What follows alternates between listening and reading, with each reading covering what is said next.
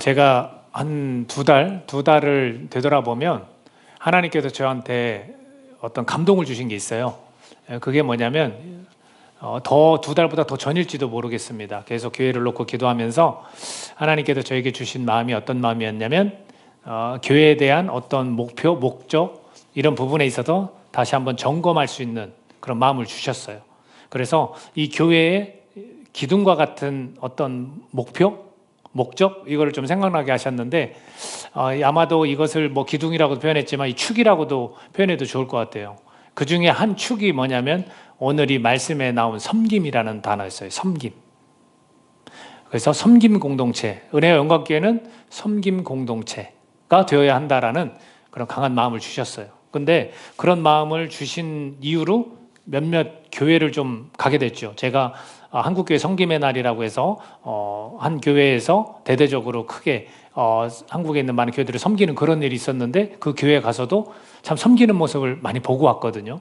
저희들을 하루 이렇게 숙소를 잡아주시는 것도 다 그 교회 성도님들이 한 가정이 한 목회자 부부를 이렇게 섬기는 그런 일을 했고요. 또 이 작은 교회에서 필요한 물품들을 섬겨주셨고요. 그런 것들을 통해서 그곳에 갔을 때 성도님들이 교회가 규모가 굉장히 크거든요. 어마어마한 규모인데 곳곳마다 다 서 계시면서 반갑게 인사를 하는 거예요. 안녕하세요, 사랑합니다 하면서. 근데 한 분도 얼굴이 이렇게 굳어있는 분이 한 분도 없었어요. 그러니까 오히려 제가 쑥스러울 정도로 막 밝게 막 이렇게 해주시니까 쑥스러울 정도로. 근데 그 모습이 이렇게 억지로 하는 듯한 모습도 우리가 좀 알아차릴 수 있잖아요. 전혀 그런 게 아니었어요. 그래서 제가 뭘 느꼈냐면 이 교회는 참 잘 섬기네 라는 걸 느꼈어요. 그뿐이 아니에요. 제가 몇몇 아는 교회도 이렇게 소식을 좀 들었는데 감동이 되더라고요. 그 교회의 이야기를 들으면 감동이 돼요. 왜 그러냐면 섬기기 때문에 그래요. 여러분, 이 교회가 회자되는 거, 이렇게 교회가 이렇다라고 전해지는 것 중에 그 교회가 이렇게 섬긴다라는 걸 들었을 때 우리의 마음이 어떠냐면 굉장히 감동이 되는 거예요. 그래서 이 교회에 관한 이야기가 서로 나누게 되는 거죠. 그것처럼 이 감동을 주는 교회는 섬김이 있는 공동체다라는 것을 제가 요 몇 개월 동안 깨닫게 됐고, 그런 목적을 가지고 목표를 주님께 주셔서 또 그런 교회들을 바라보니 은혜와 영광교회도 역시 섬김 공동체가 되어야 한다라는 마음을 저에게 주셨습니다. 그래서 제가 이 네 기둥에 대해서 4가지 정도인데 그거에 대해서 말씀을 찾아서 막 이렇게 이야기하고 싶진 않고요. 우리가 마가복음을 차례대로 해나가는데 거기에 딱 하고 그 본문 내용의 핵심이 섬김이라는 단어가 있고 섬김 공동체가 되어야 한다고 해서 제가 섬김 공동체의 특징 3가지를 이 본문에서 좀 발견할 수 있게 된 겁니다. 아마도 성숙한 그리스도인들이 된다는 것은 섬기는 그런 삶을 산다는 것이 아닐까, 이런 생각을 좀 하게 됐습니다. 오늘 본문 말씀을 보니까 이 제자들이 예수님께 뭔가를 요구하는데 이 제자들이 예수님께 요구하는 것이 조금 달라졌어요. 이 10장에 오기 전에 9장 34절에 보면 그들이 길거리에서 서로 의논한 것이 있어요. 쟁론한 것이 있어요. 논쟁을 했어요. 심각하게 좀 토의를 했습니다. 그걸 예수님이 알고 니네 길에서 무슨 얘기했어? 라고 물었을 때 제자들은 아무 대답도 못했어요. 왜냐하면 부끄러웠기 때문에 그래요. 어떤 토의를 했기에 부끄러웠을까요? 야, 누가 크냐? 야, 우리 중에서 누가 커? 누가 기적을 많이 행했냐? 누가 더 복음을 잘 전했냐? 이런 걸 가지고 서로 싸우고 있었어요. 그러니까 예수님께서 니네 길거리에서 무슨 얘기했어? 하니까 아무 말도 못하는 거예요. 왜? 부끄럽죠.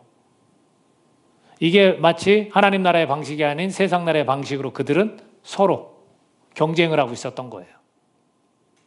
오늘 우리가 성숙한다는 건 뭘까? 그걸 좀 깨달았으면 좋겠고, 섬김 공동체라는 거는 과연 어떻게 이루어지는가라는 것을 좀 깨달을 수 있으면 좋겠습니다. 근데 그랬던 제자들이 조금은 더 성숙해 보입니다. 왜냐하면 예수님께 요구한 게 조금 달라요. 자, 보겠습니다. 뭘 요구했냐면 예수님께 무엇이든지 우리가 구하는 바를 우리에게 해 주십시오라고 합니다. 누가 대표적으로 야고보와 요한. 다른 서신서에서는 다른 공관복음에서 뭐라고 이야기합니까? 어머니가 그렇게 부탁을 했다 이런 얘기를 하거든요. 이게 뭘 원하냐면 주님의 영광 중에 하나는 오른편에 하나는 왼편에 앉기를 원합니다 라고 했어요.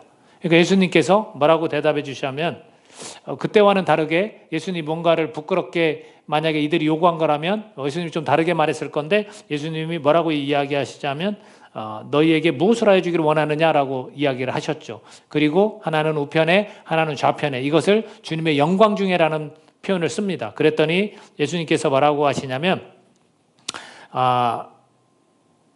그것은 내가 주는 것이 아니다라고 해요. 40절 같이 한번 읽어볼까요? 40절 말씀 같이 읽습니다. 시작. 내 좌우편에 앉는 것은 내가 줄 것이 아니라 누구를 위하여 준비되었든지 그들이 얻을 것이니라. 그러니까 이런 일이 생긴다는 거예요? 안 생긴다는 거예요? 분명 생긴다는 거예요.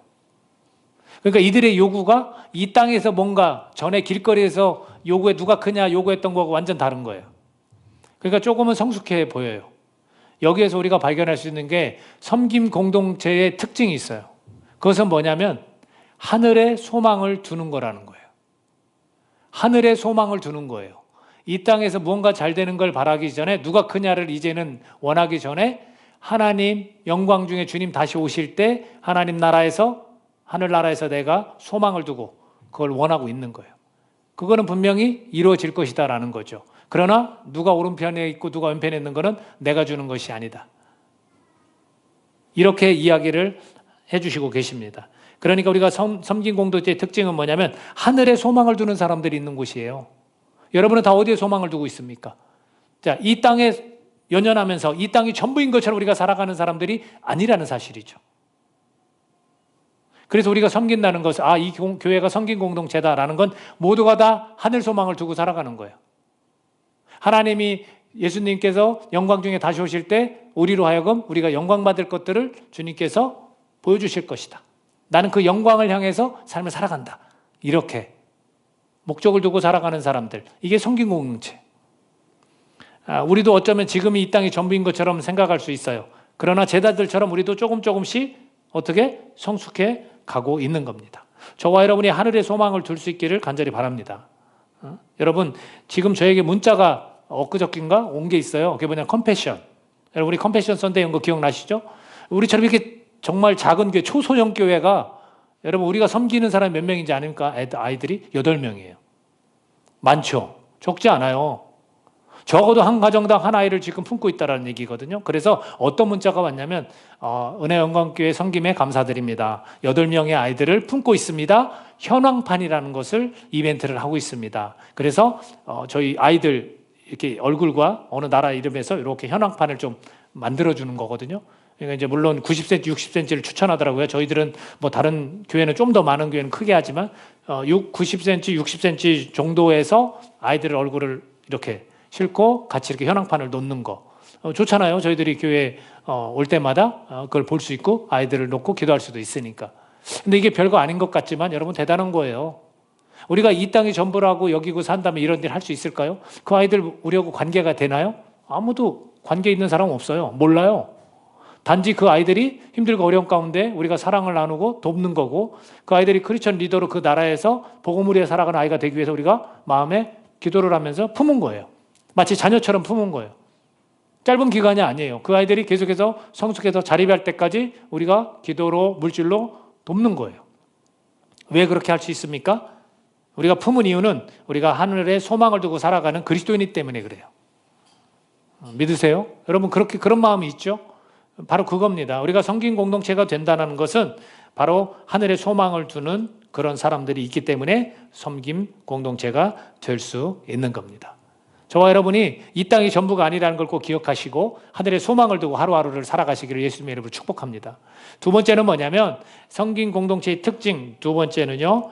섬긴 공동체의 특징은 여러분 화를 내지 않는 거예요. 다투지 않는 거예요.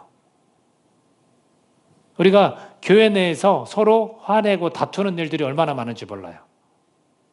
그런 일들이 있어요. 자, 오늘 이 야고보와 요한이 예수님께 그걸 요구했더니 예수님께서 그거는 누구에게 정해졌는지는 모르겠지만 하여튼 그들이 얻을 거야 라고 말씀을 해주셨습니다. 그랬더니 41절 같이 읽어보겠습니다. 41절 말씀 본문 말씀 읽습니다. 시작. 10 제자가 듣고 야고보와 요한에게 대하여 화를 내거늘. 보세요. 야고보와 요한이 무리한 걸 요구한 건 아닌 것 같아요. 뭐 오른편 왼편 때문에 좀 기분 상했을 수 있지만 나머지 제자들이 어떻게 했습니까? 화를 내는 거예요. 분노하는 거예요. 마치 예수님한테 뭔가 귀중한 거를 소중한 걸 막 요구하는 것 같아서 나는 못 받을 것 같아서 그럽니까? 화를 내는 거예요. 분을 내는 거예요. 여러분 섬긴다는 건 뭡니까? 섬긴 공동체의 특징은요, 서로 화내지 않아요. 다투지 않아요. 교회 간에 여러분들 다투는 교회들이 있습니다. 분열되는 교회들이 있습니다. 분쟁하는 교회들이 있습니다. 여러분 마음이 어떻습니까? 굉장히 불편하죠. 우리도 불편해요. 근데 만약에 제3자, 우리가 복음을 전해야 될 그 대상들은 얼마나 더 불편하겠습니까? 이거는 섬긴 공동체가 아니에요. 그래서 섬긴 공동체의 특징은요, 화를 내지 않고 다투지 않아야 한다라는 겁니다. 여러분, 이것이 꼭 교회만 해당될까요? 아닙니다. 저는 가정에서의 모습도 그래야 된다고 생각합니다. 여러분, 가정에서 여러분 화내는 일이 종종 있죠? 분을 내는 경우가 있죠? 그건 섬긴 공동체 아닌 거예요. 우리 가정이 저는 평화가 있기를 원합니다. 우리 가정에서 그런 일들, 섬긴 공동체가 되기를 원해요. 가정도 섬기는 거예요. 자녀들이 부모의 말씀을 잘 듣고 부모가 자녀들을 노엽게 하지 않고 말씀으로 자상함으로 자녀들을 양육하면 이 얼마나 섬김이 좋은 가정의 모습입니까? 우리는 이렇게 살아가야 되는 거예요. 가정에서도 화를 내면 그것처럼 마음 아픈 일이 없습니다. 여러분 자녀들과 부모 사이, 부부와 부부 사이, 형제들 사이 화를 내는 거, 이거는 섬기는 게 아니에요. 그래서 지금 이 제자들이 이제 화를 내니까 예수님께서 말씀하십니다. 너네들은 이런 방식으로 살면 안 되는 거라는 걸 보여줍니다. 자, 42절부터 제가 읽겠습니다. 여러분 한번 본문을 보세요. 예수께서 불러다가 이르시되 이방인의 집권자들이 그들을 임의로 주관하고 그 고관들이 그들에게 권세를 부리는 줄을 너희가 알거니와 너희 중에는 그렇지 않을지니. 그러니까 너희는 섬겨야 된다는 거예요. 세상에서는 그것이 맞다라는 거죠. 높은 자가 아랫사람들을 함부로 대하고 막 대해도 된다는 거예요. 그러나 너희는 그렇지 않다는 거죠. 43절 너희 중에는 그렇지 않을지니 너희 중에 누구든지 크고자 하는 자는 너희를 섬기는 자가 되고, 44절 같이 읽어볼까요? 너희 중에 누구든지 으뜸이 되고자 하는 자는 모든 사람의 종이 되어야 하리라. 방식이 완전 다르잖아요. 섬긴 공동체는 화를 내거나 분을 내는 게 아니에요. 서로 어떻게 합니까? 서로 용납해 주는 거예요. 그리고 권면도 같이 가야 되는 거예요. 여러분 아무거나 다 그럴 수 있지라고 하지만 아무거나 다 받아주면 안 됩니다. 옳지 않은 일을 하는데도 받아줍니까? 지금 이 사람이 좁은 길이 아닌 넓은 길로 가는데도 그냥 놔둡니까? 아니죠. 권면을 해야죠. 그래서 이 두 가지가 균형을 이루어야 돼요. 용납과 권면이 함께 가야 되는 겁니다. 그러니까 세상에서는 그 질서가 권력 있고 집권자고 또 가진 자가 함부로 해도 되겠지만 임의로 막 주관하고 하지만 너희는 그렇지 않다는 거예요. 우리끼리는 화를 내거나 다투지 말라는 거예요. 어떻게 해요? 섬기라는 거예요. 가장 낮은 자리로 가라는 거예요. 종이 되라는 거예요. 교회가 이런 섬김 공동체가 되려면 어떻게 해야 됩니까? 어떤 특징을 보입니까? 다툼이 없는 거예요, 여러분. 화를 내지 않는 거예요. 교회에서 내 의견과 좀 다르다고 화를 내보십시오. 섬김 공동체가 될 수가 없습니다. 배려해야죠. 용납해야죠. 그리고 권면해 줘야죠. 주님께서 이 제자들로 하여금 이런 것들을 원하시기 때문에 으뜸이 되면 종이 되고 크고자 하면 섬기는 자가 되어라라고 말씀해 주고 계십니다. 그래서 타인을 섬기는 것, 모든 사람의 종이 되는 것, 이것이 굉장히 중요한 거죠. 저는 아마도 힘들 때마다 생각하는 것이 있는데 그때마다 제가 적용하는 게 뭐냐면 그래 내가 섬겨야지입니다. 섬겨야지. 솔직히 말해서 뭐 아이들 때문에도 화날 수도 있고 아내 때문에 남편 때문에 화낼 수도 있잖아요. 또는 우리 동역자들 때문에 화날 수도 있잖아요. 왜 저런 방식으로 일을 처리하지? 그럴 수 있잖아요. 그때마다 그래 내가 섬겨야지. 그러면 여러분 마음이 어때져요? 차분히 가라앉아지는 거예요. 그래서 섬긴 공동체는 화를 내거나 분을 내는 게 아니다라는 거. 저는 은혜영광교회 이런 싸움이 다툼이 없기를 바라요. 뭐 아직까지도 없었지만 그런 것들이라면 우리가 그렇지 않다면 섬긴 공동체로 우리가 지금 가고 있는 거예요. 근데 저는 교회뿐만 아니라 가정에서도 그랬으면 해요. 교회에서 좀 배워서 가정에 가서 섬겼으면 합니다. 그것이 얼마나 중요한지 몰라요. 이것이 섬긴 공동체의 두 번째 특징입니다. 마지막으로 섬긴 공동체의 세 번째 특징이 있습니다. 섬긴 공동체의 특징은 헌신과 내어줌입니다. 자, 보겠습니다. 45절 말씀 같이 읽겠습니다. 시작. 인자가 온 것은 섬김을 받으려 함이 아니라 도리어 섬기려 하고 자기 목숨을 많은 사람의 대성물로 주려 함이니라. 사실 섬김을 받고 싶은 것, 이건 누구나 있을 거예요. 저도 섬김이 받을 때가 좋기는 해요. 저를 이렇게 극진히 대접해주면 너무나 감사하고 고맙고 좋아요. 그러나 이건 서로 해야 되는 것 같아요. 저도 누군가를 또 섬기고 또 때로는 섬김을 받기도 하고. 그러나 예수님 분명히 말씀하셨어요. 섬김을 받으려 하는 게 아니라 도리어 섬기려 하고 자기 목숨을 많은 사람의 대속물로 주려 함이니라. 여러분, 섬긴다는 것은 헌신이에요. 헌신이에요. 내가 그러지 안 해도 되지만 그러고 있는 거예요, 사실. 주님께서 그렇게 사셨기 때문에. 주님께서 십자가에 죽지 않으셔도 돼요. 그렇지 않아요? 근데 그것이 희생을 통해서 많은 사람들을 살리기 때문에 그렇게 하시는 거거든요. 자기를 내어주는 거예요. 많은 사람의 대속물로 주려고 이 땅에 온 거죠. 그렇다면 적어도 우리를 그리스도인이라고 부른다면 우리도 예수님처럼 사는 삶을 살아야 되는 거예요. 그게 뭐냐면 헌신과 내어줌이에요. 여러분, 섬긴 공동체 이런 특징이 있어요. 제가 그렇게 대접을 받는 것이 상대가 그렇게 하지 않는다면, 자신을 내어주지 않는다면, 자신이 헌신하지 않는다면 내가 어떻게 섬김을 받습니까? 그분들의 헌신과 내어줌이 있기 때문에 제가 섬김을 받는 거죠. 우리도 마찬가지죠. 이 교회가 내가 헌신하고 내어줄 때 다른 분들이 섬김을 받게 되는 겁니다. 여러분, 사실 이 야고보와 이 요한이 영광 중에 우편과 좌편에 앉고 싶다고 했을 때 주님께서 뭐라고 말씀하셨냐면 너희는 너희가 구하는 것을 알지 못한다고 했어요. 그러면서 뭐라고 말씀하시냐면 내가 마시는 잔을 너희가 마실 수 있고 내가 받는 침례를 너희가 받을 수 있느냐? 이 주님이 마시는 잔과 이 침례는 뭘 의미하냐면 죽음을 의미해요. 하나님께서 계획하신 그 계획. 하나밖에 없는 그 외아들을 보내셔서 육신의 몸을 입혀서 십자가에서 모든 인류의 죄를 담당해서 그 십자가에 못 박혀 죽이는 것. 이게 주님의 잔이에요. 주님이 마셔야 될 잔이고, 침례도 마찬가지예요. 침례는 물속에 잠기는 걸 의미하잖아요. 여러분, 물속은 칠흑과 같이 어둡습니다. 물에 빠지면 어떻게 됩니까? 다 죽습니다. 물에 잠겼는데 살 사람이 누가 있습니까? 다 죽습니다. 그것처럼 내가 죽어야 되는데 너네들도 그렇게 할 수 있느냐라고 했을 때 그들의 대답이 있습니다. 39절 말씀 같이 읽도록 하겠습니다. 39절 그들이 뭐라고 대답을 하는지 시작. 그들이 말하되 할 수 있나이다. 예수께서 이르시되 너희는 내가 마시는 잔을 마시며 내가 받는 침례를 받으려니와 라고 되어 있어요. 예수님께서는 이들에게 이야기합니다. 그들이 고백했어요. 그래, 할 수 있습니다. 나도 주님처럼 헌신하고 주님처럼 내어주는 삶을 살 수 있습니다. 그랬더니 주님께서 뭐라고 말씀하시냐면 그렇다. 니네는 그렇게 살 거야. 내가 십자가에 죽듯이 너희들도 그런 죽어지는 삶을 살 거야 라는 거죠. 오늘 이 질문이 저와 여러분에게 던져진다면 우리 어떻게 대답하겠습니까? 내 헌신과 내가 내어줌을 너네들도 그렇게 본받아 살 거냐라고 질문하신다면 네, 할 수 있습니다. 그러면 주님께서 말씀하시겠죠. 그래, 너네가 할 거야 라고 말씀해 주실 겁니다. 우리는 이런 삶을 사는 사람들이에요. 교회는 자기를 내어주고 헌신하는 삶을 사는 사람들이에요.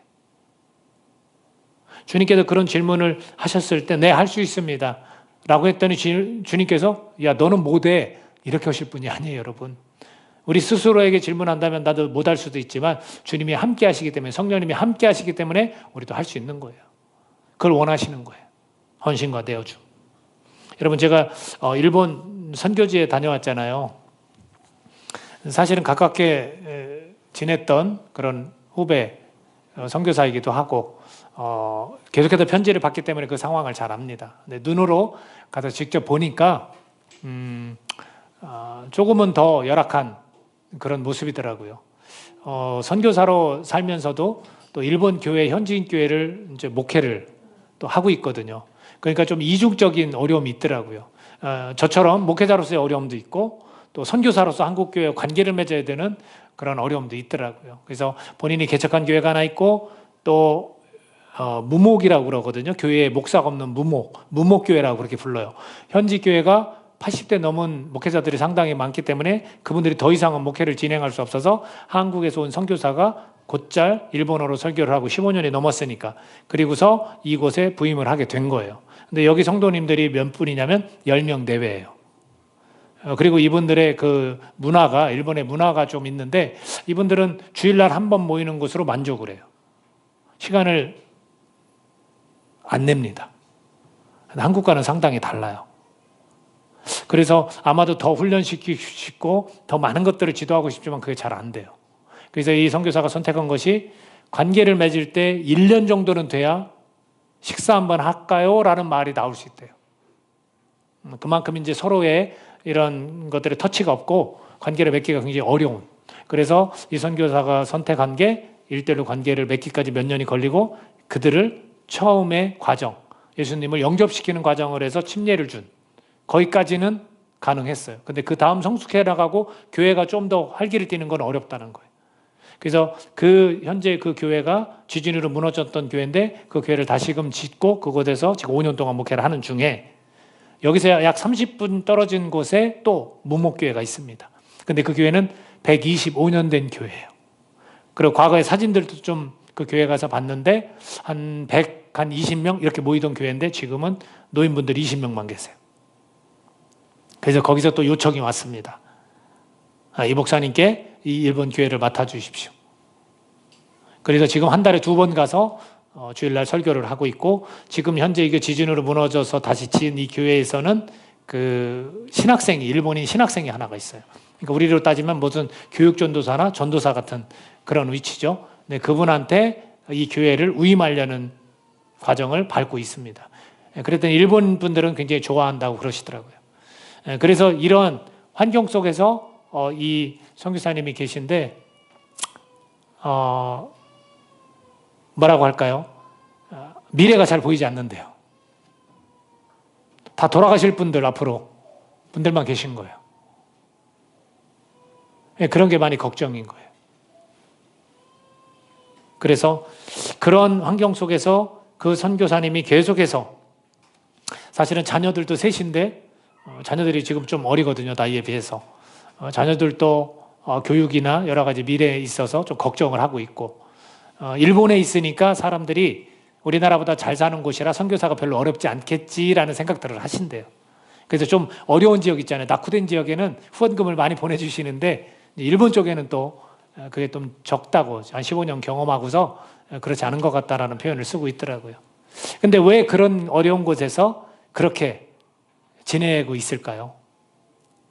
요청도 있었어요. 한국에 좀 이제는 15년 됐으면 이제 50줄이 됐으면 들어와서 이제 한국에서 목회하는 거 어떤가 이런 생각도 안 해봤겠습니까? 그래서 작년에 나왔을 때도 하나님께 인도하심을 어떻게 받을까 다른 나라로 좀 가고 싶은 마음도 있고 사모님하고 2분 선교사가 뭐 여러 가지 이렇게 옵션을 가지고 이야기를 나눴는데 결국에는 일본 교회가 다시금 이 선교사를 불렀고 이 선교사가 응답을 한 거예요. 그러니까 갔더니 이 아내 되시는 우리 선교사님이 뭐라고 말씀하시냐면 험지로 왜 이렇게 자꾸 당신은 험지로 가냐고. 저는 가서 그 125년 된 교회를 보고 걱정거리가 가득 생겼어요. 다 청소하고 다 고칠 것밖에 없어요. 근데 할 수가 없습니다. 한국처럼 그런 거에 있어서 으쌰으쌰해서 이거 고칩시다 저거 고칩시다 하는 성향들이 아니세요. 문화가. 그냥 보존하고 아끼고 계속 끌고 가는 거예요. 그러니까 한국 선교사로서 좀 목회자로서 답답하죠. 또 비용을 많이 들고 돈은 없고 그런데도 계속해서 그곳에서 사역을 감당하는 거. 왜 그럴까요? 섬기는 거예요. 그 도시를 제가 다니면서 교회를 3곳밖에 못 봤어요. 3곳. 이 선교사가 언어 배우고 훈련받았던 교회, 구마모토라는 시 안에 있는 교회, 그리고 지진에서 무너져서 다시 세운 요 교회, 그리고 125년 된 교회, 요 3교회밖에 없어요. 교회가 없습니다. 교회가 없는 곳에서 성도들도 없어요. 전도도 안 돼요.